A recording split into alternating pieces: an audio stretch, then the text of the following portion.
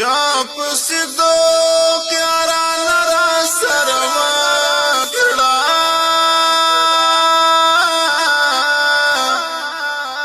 یو چا حسی چل دوکا را سروا کړه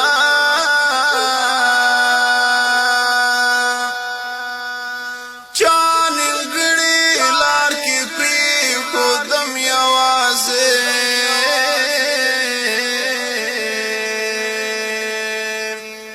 چاتر مرګ بدرګا را سروا